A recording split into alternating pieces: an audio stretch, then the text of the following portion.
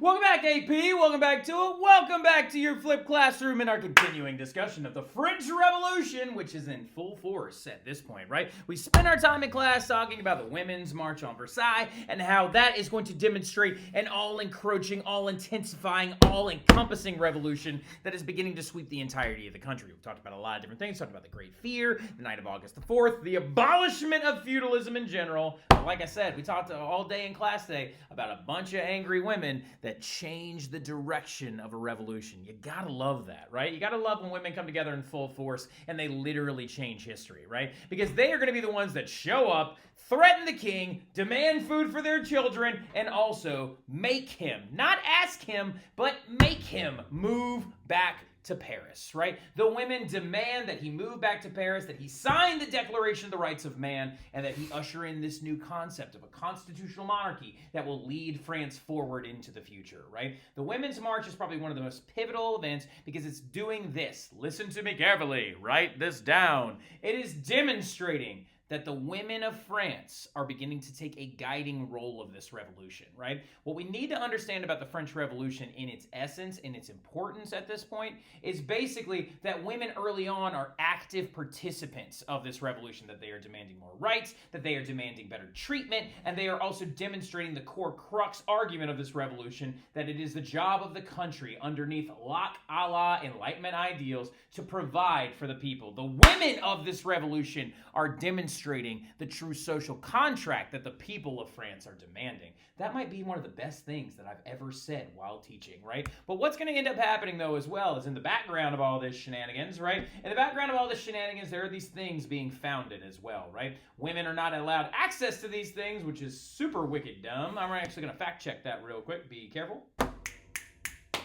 So women weren't allowed in all the clubs. They actually founded some of their own clubs. But really quickly, the thing that y'all don't understand is, what's a club, Mr. Terry? Well, that's a great question. We're not talking about this kind of club, right? Where there's all the lights and the dancing and the like a big tennis court going on all at the exact same time. Not talking about that kind of club. We're talking about these clubs, right? What you have to understand that's being founded throughout France at this time during the revolution is these things known as political clubs, or clubs basically that are associations of citizens, of men, of different members of the estates, and then also of men of that are like actually like members of the National Assembly. And there were some female clubs that I just looked up. I actually forgot about that point because Olympe de Gaulle was a part of one, but we'll get to her in a little while. The thing about it, though, in general, is that these clubs were very, very important, okay? The big ones being the Jacobins, all right, the Feuillants, and the Cordeliers, right? Now, out of those three that you really, really need to write down, you really need to know the Jacobins, right? Let me go back to them real quick. There you go. You really need to know the Jacobins, right? You need to highlight the Jacobins and stuff like that. You need to really, really put a star next to them because they are probably the most important club out of the functionality of these bad boys, right? Out of all these things. And the way that these clubs function is basically like political parties, right? What a club was is basically these really, really large meetings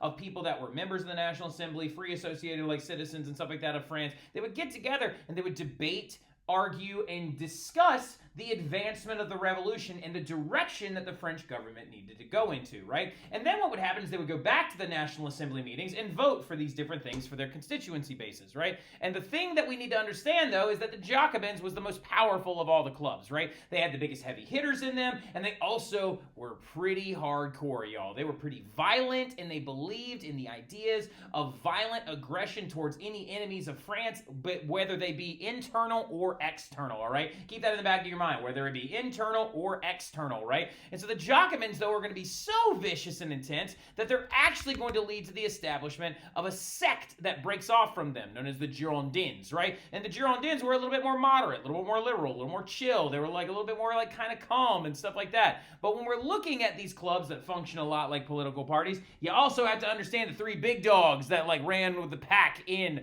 the Jacobin club, right? And you've met two of them already. You know Jean-Paul Marat, you know Maximilien Robespierre, but then there was another figure by the name of Georges Danton, right? George Danton, or Georges Danton, all right, was a lawyer in France before the revolution actually broke out. Very, very well-educated man, fantastic orator, and he actually was the right-hand man of Maximilien Robespierre, right? Agreed with the aggressive, like, forms of the revolution, agreed with the Women's March, agreed with crumbling down the Ancien regime and bringing dramatic change to France, okay? And he was a part of this special little club. Later on, on when actually the National Assembly dissolves and forms itself into the Legislative Assembly and then later the National Constituent Assembly, which is not something you need to know. Don't write that down, Brianna Bourne. You don't need to write that down, all right? But when it actually changes forms a couple of times as the revolution continues to progress, these three dudes get so popular that they're not even just referred to as Jacobins anymore, right? They were referred to as the Montagnards, right? Like, you can write that down. That's a fun little fact, right? Okay, the Montagnards, right? The Montagnards, the Montagnards, right? And the Montagnards is referring to Robespierre, Danton, and Marat, who would sit up in this higher level of the National Assembly meetings, up in the higher level of the Constituent Assembly meetings, up in the higher benches, and they kind of loomed over everybody, right? The three dudes would sit up there on their little elevated pads, and they would just sit there and look down on everybody, watching them debate, knowing that their speeches and their votes were going to be some of the biggest deciding factors of everything. And what Montagnard means in French is the mountain, right? And so they would refer to themselves as that, right? And everybody called them that too. George Danton, ironically, also called everybody down in the bottom in this thing called the plain, called them the frogs and the toads and the swamp down there, right? So it's very, very important that we understand that these Montagnards, though, were very big heavy hitters in that Jacobin club, right? And they were really beginning to shift a lot of things dramatically, and they're going to try to keep bringing France to more violence. And we'll talk about that a little bit later because I love me some foreshadowing, all right? Now, going into the next thing, we have another key group. That's not a club, okay? But they are a very all-important group, all right? And they are known as the Sans-Culottes, right? Now, the Sans-Culottes are going to be very, very important, or the Sans-Culottes, all right? Or the Sans-Culottes, or however you want to call them, or whatever. What they are is the group of people that has now been given a name, right? Now, when the Bastille was stormed originally, no one referred to these people as sans-culottes, right? But by 1791, or about 1790, 1791, 1792, we're seeing the very first textual evidence of people in the Jacobin Club, and in the Girondin Club, and in the Cordeliers Club, and stuff like that, referring to the poor mob of Paris as the sans-culottes, right? What sans-culottes means is it means without pants, all right? So like now, really quickly, before you get terrified, this does not mean that poor people in Paris were running around Winnie the Poohing it, right? Like with just a shirt on and stuff like that, and no pants, and terrorizing people and burning down prisons, right? The sans-culottes was a word used to refer to poor citizens who were active participants in the revolution, who would have been dressed much like this, right? Not like this. They would have been dressed like this, right? And you'll notice that they do have pants on, right? When they say sans-culottes, they mean what they are not wearing what's known as breeches, right? Breeches are very, very tight, knickerbocker-like stockings that wealthy bourgeois members would wear that were tailor-made to your legs and very custom-fitting and expensive, right? Whereas sans-culottes members were the violent mob of France, right? They were the ones that could get real riled up by a rumor alone, right? And could end up killing people in the streets, which they did do multiple times, right? The sans-culottes will be the people that actually cut the head off the warden at the Bastille and put it on a stick and run through the streets of Paris with it. They are the ones who are issuing justice, or basically poor people justice, mob violence justice in the streets of Paris. And the Jacobins looks to them as basically like a little militia-like army, right? The Jacobins, who want violent things to happen to their enemies, both internally and externally, want to use the sans-culottes as their little militia, right? So keep that in the back of your mind, right? And like I said, they do have pants on, right? But they're the poorer members of of France, right? They're not these wealthier bourgeois members of the clubs. They're the people who are ready to pick up a stick and stab someone rich just because they made them mad, right? Now, look, going into our next thing we need to understand is there's going to be a lot of major changes during the liberal phase. Ignore this for a moment. I forgot to edit it correctly on the Prezi. We will come to it in a second. Now, really quickly, though, the major events during the liberal phase of the revolution will continue to spin forward in the years of 1791 and 1792. And you're going to see a lot of big changes come down the pipe from the National Assembly that will be dictated from above and that the Montagnards will aggressively vote for, right? Including the very first one that we'll talk about, this thing known as the Civil Constitution of the Clergy. Because what is going on now, to give you a state of affairs, right, is that the royal family is currently under house arrest, right? They're under house arrest in Paris in this palace known as the Tuileries, right? The Tuileries. It's spelled Tuilleries, right? They are currently under house arrest in the Tuileries, and they are basically being used as a giant stamp to just kind of approve things as the National Assembly votes on them. Louis XVI has now been forced to sign the Declaration of the Rights of Man, and he is beginning to usher in the idea of being a constitutional monarch, right? He doesn't like it, but he's beginning to usher it in because he has to, because he might die if he doesn't, right? So what's going to end up happening is going to be one of the biggest events that's going to drive Louis up a wall. It was known as the Civil Constitution of the Clergy, because as we already noticed in the liberal phase, a lot of it is you have a problem, you fix it, right? And then the great fear when poor people were burning down the homes of the nobility, the National Assembly comes in and says, night of August the 4th, let's abolish feudalism completely and just get rid of the nobility class in general, right? So what's going to end up happening is while a lot of these other nobles who refused to give up their title were running away to places like Belgium and Austria and the Netherlands and stuff like that, trying to escape the revolution, you had a big event go down that, like I said, drove Louis up a wall. And it was known as the Civil Constitution of the Clergy. So just like they got rid of the nobility, what's going to happen here is they're going to get rid of the idea of the clergy operating as an autonomous thing inside of France, right? Because remember, the first estate was the clergy that owned 10% of the land, was only about 100,000 people, and didn't have to pay taxes, right? Well, the French government comes in and says no more to that, right? And what they do is they bring the church underneath direct state control rather than being underneath the control of the Vatican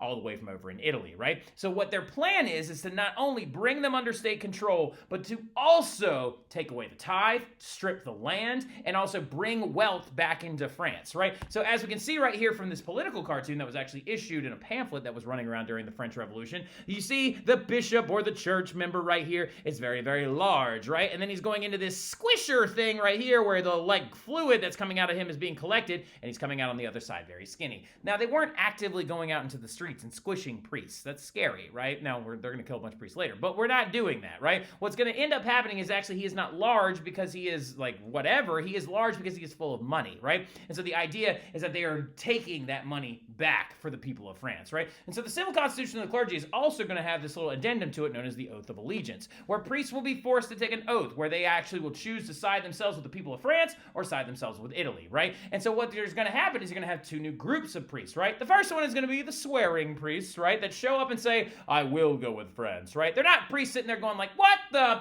is happening over there? They're not doing that. Not that kind of swearing priests, right? You're talking more along the lines of swearing priests that are agreeing to take the oath of allegiance and agreeing to be a member of France before necessarily just being a member of the Catholic Church, right?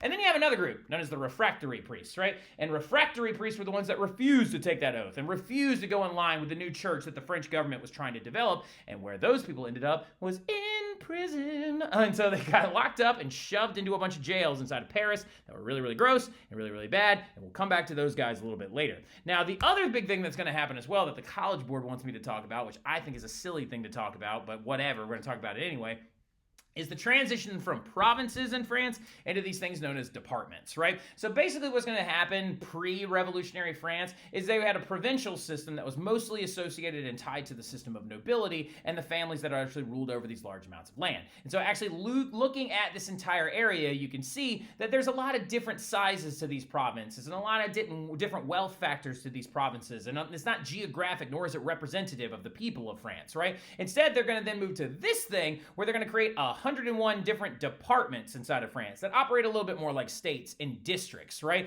Each district will actually have a little capital city or a civil seat, and every single one of those places will have parlements and local legislative bodies that will actually help the functionality of France. Now, the idea about this from going into from provinces to departments is just meant to make it more representative of the people of France rather than being tied to the old nobility, right? And the other big thing about it that's going to end up happening, though, is this is actually not a huge change, but it's just a major event, right? It's going to lead to some other stuff, okay? So in 1791, this huge event's going to happen known as the Flight to Varennes, which is usually a thing that I spend like almost 40 minutes talking about in class because it's absolutely wild. But in the long run, I'm realizing more as time goes on. The College Board's never going to ask about it, so I'm not going to go too in depth with it. But what I'm just going to tell you is a very simple fact. The Flight to Varennes was literally a moment where Louis made a bad decision and he decided that he was going to try and escape France with his family, right? The Flight to Varennes was a moment, okay, in the French Revolution where Louis was so flustered, particularly by this event, right, by the Civil Constitution of the Clergy, because he was an ardent Catholic, right, and he was sick and tired of being under house arrest in the Tuileries, and he thought that his family wasn't safe, and he thought it was just a matter of time until they were possibly executed.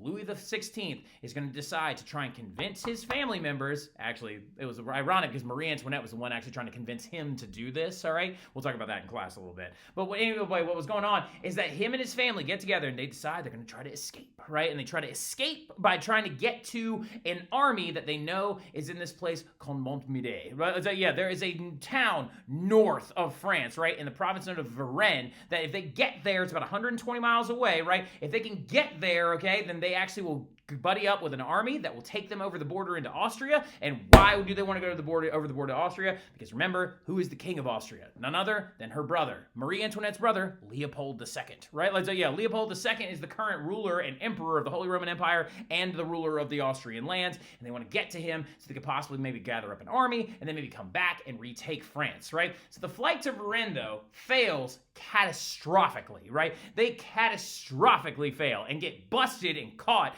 on the way out the door while they're actually on the way there. They were very close to getting to Varennes and getting to where they needed to go. And the funny thing about it is they actually got recognized by a postman, right? Like a postal worker, like saw Louis, who didn't duck inside of a carriage and stuff like that and like whatever. But anyway, we'll go into that whole story during class, right? All you need to know about the flight to Varennes is that it was a failed escape attempt, right? But really quickly, what that's going to do is two big things, right? One, it's going to destroy the remaining reputation that Louis has with the French people, all right? The French people, when he comes back to Paris, after he's brought forcefully back to Paris, after they catch him and stuff like that, the people of Paris are out in the streets throwing mud and rocks at the carriage and freaking out and stuff like that. Like the Marquis de Lafayette has to quell riots that are attempting to try to kill him in the streets, y'all. It is getting aggressive. It is getting intense. People don't like him anymore. And any bit of respect he used to have is now gone, right? And so basically he is now just waiting and biding his time until they decide to do what they feel like doing with him, right? And what that's going to lead to, though, also is the other monarchs of Europe are going to get a little nervous. Now look, because you have to understand, I want you to think about this. I want you to think that you're Leopold II, you're Marie Antoinette's brother, or you're at the time, who's another big leader of France, or a big leader of Europe at the time, or you're one of the Hohenzollern leaders of Prussia, right? Or you're any of the, like you're Catherine the Great, who's witnessing all of this happen from all the way out in Russia, right? Like, so yeah, you're all these different members of heads of state of European countries, and you're witnessing a revolution happen where the people are forcibly bringing their king back who tried to escape, and they are threatening to kill him and stuff like that, right? Things are getting a little scary, right? And so the monarchs of Europe get together and the remaining absolutists get together and they create a document known as the Declaration of Pillnitz in 1791. And what they do is they write in this document, you will keep Louis alive, you will not hurt him, and if you do, we will attack you and destroy you, right? So they basically threaten the country of France during its revolution that if you harm the monarchy, we will kill you, right? We will start a war, right? And that's going to get people even more fired up and make them even more mad, right? And it's going to lead to, one, this thing known as the Constitution of 1791, where they rewrite all of the new federal rights inside the Constitution, and they officially declare Louis a constitutional monarch, right? And they embed these new Enlightenment ideals into their government, right? And in the Constitution of 1791, they elect a new legislative body known as the Legislative Assembly, and they try to go in a new fun direction, right? Now, oh my God, y'all, I was just viciously kicked out of the podcast room by Miss Hilly. I know you don't believe me and stuff like that, but I'm going to go fill out that Google form here in about 2 seconds and stuff like that to talk about it. So, just watch out for her. Actually, I'm just kidding. Miss Hilly's like the sweetest person on the planet. So I had to move locations real quick. So let's go right back into what we were talking about. So we were left off, or in the last second before that little technical difficulty, that the 1791 Constitution has now been written, right? And it's embedding the ideas of that constitutional monarchy, but also it's embedding the ideas of more women's rights, right? So women actually gained more rights during the revolution, especially during the early phases, due to their active participation and then their demand for rights, right? So what we have to understand is there was a lot of female figures running around during the French Revolution, like this woman right here named Olympe de Gaulle, right? Who is a female playwright who actually wrote her own document version of the Declaration of the Rights of Man, but she actually wrote it as the Declaration of the Rights of Women. She advocated for a lot of things, including women's ability to vote, suffrage, and then also the ability to own and inherit property. Now, the National Assembly is only going to give them some of those rights, right? The rights that women gained during the revolution are going to include civil status, all right? So they're going to be looked at as a person, not a minor, because in the French government and society leading up to this point, all women were looked at as minors, right? Okay, so basically dependent upon their husband, but they're now going to be looked at as a full person, right? Which is a big deal. They're going to be allowed to testify in court, which is a huge thing. They're going to be allowed to divorce their husbands if they see fit, and they're going to be allowed to inherit property and then also have more control over their children and their family, right? Which is a huge deal, okay? That women are going to gain more rights, okay? But on the cusp of this new constitution, of this crazy thing going on, of the Declaration of Pillnitz, of threats against the revolutionary people of France, France is going to go to war, y'all, all right? France is going to go to war because everybody's coming at them, and they don't like that, right? And in 1792, France declared war on basically everybody. All right, so now what's basically going to happen is the coalitions will be formed. All right, so what's going to happen is the Holy Roman Empire, Austria, parts of Prussia, the Netherlands, and other areas all over the European map are going to try and create a super team like they did against Louis XIV at one time, and they're going to try to attack France and stop the revolution. Right now, not only are they going to try to attack France, but France also kind of attacks them at first, right, because they need more food and all this other stuff, right? But what it leads to is this thing known as the War of the First Coalition. Y'all, there were 7 coalition wars, and France only ever lost 1, right? Which is absolutely crazy. But what's going to end up going down, though, is France is now in the middle of a war, right? So France declared war on just about everybody in Europe. Women are gaining more rights. We're doing all this other crazy stuff, right? The king tried to escape. Ow! So as you can tell, things are getting a little intense, okay? Because what's happening at this point is from 1792 to 1793, on the cusp of all these huge changes that most of the French people can barely even seem to fathom nor handle, there is going to be a descent into chaos, right? And in 1792 to 1793, we are going to see the cultural implosion of France, okay, into absolute murder maraud. Oh my gosh, all right? So following the flight, the major changes, and the early failures in the War of the First Coalition, because they were actually losing at first, right? Big battle losses and stuff like that. And what's going to end up happening, though, is the people of France are going to start freaking out. Rumors, again, are going to begin to swirl around France that the Austrians are right outside of Paris. Things are going to start happening that they're going to, like, hear that the rich are not going to provide any more bread, and that there's going to be even further like bad access to food, and France is beginning to implode. All right, so you're going to see some really big events go down that are going to demonstrate that implosion, right? First amongst them being this thing known as the storming of the Tuileries, whereas on August 10th 1792, a crap load of Sans-Culottes members storm and attack the Tuileries, where like Louis and his family are under house arrest. They get all the way to them. They also kill a bunch of Swiss mercenaries in the process, right? A bunch of mercenaries from Switzerland, okay? They kill a huge number of them in the process, but then they grab Louis out of there, pull him out, and they take them out of this palace, and they take them to a prison, right? They're like, if we are people that go to prisons, you are now people that go to prisons. And they arrest them and take them into prison, right? And at this point, as we can tell, Louis is now underneath the thumb of the revolution, right? And his power is almost universally gone, all right? And then also, by the way, fun fact, a bunch of the Swiss mercenaries that died, they actually created this monument to them in Lucerne, Switzerland, that Cassie Nguyen has actually gone and seen before. The dying lion represents the Swiss mercenaries that died at that storming of the Palace of Tuileries on August 10th, 1792. Now, another big one that happens right on the heels of that August 10th, like storming of the Tuileries, is this thing known as the September Massacres, right? Where yet again, okay, the poor people of France are hearing about the failures of the War of the First Coalition, and they hear that the Austrians could be breaking through the ranks and the borders of France at any moment, right?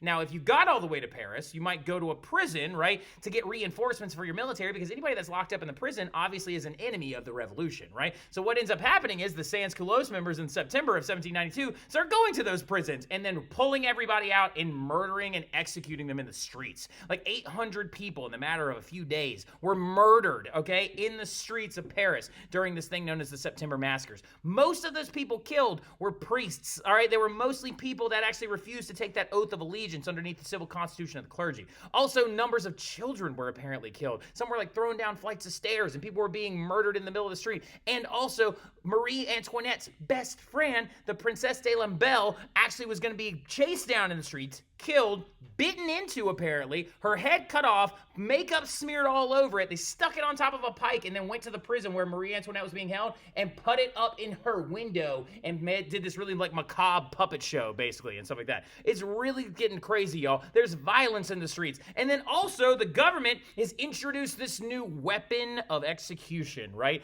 The intro of the thing known as the guillotine, right? Now, the thing about the guillotine in 1792, it was brought in because it was seen as more fair, right? The guy that invented it, okay, actually invented it because he believed that it killed people with the same effectiveness regardless of their wealth and class, right? Because people were actually executed in different ways depending on how wealthy they were pre-revolution, right? If you were super wealthy, you might actually be like beheaded quickly, right? If you were really poor, you might have this thing done to you known as breaking you on the wheel, right? Which is like breaking your bones and interrogating you in the process, right? But the guillotine was brought in because it killed people very quickly, right? And one of the first people to ever actually be executed on that bad boy was none other than Louis XVI himself, all right? So Louis XVI was deposed, put on trial, and then executed in January of 1793. And France would now be considered a republic, right? And we are now entering into what is known as the Reign of Terror, right? But we'll talk about that stuff in class and review all that and add a little bit of extra stuff to your notes when I see y'all in our next class. See y'all tomorrow. Y'all have a good one.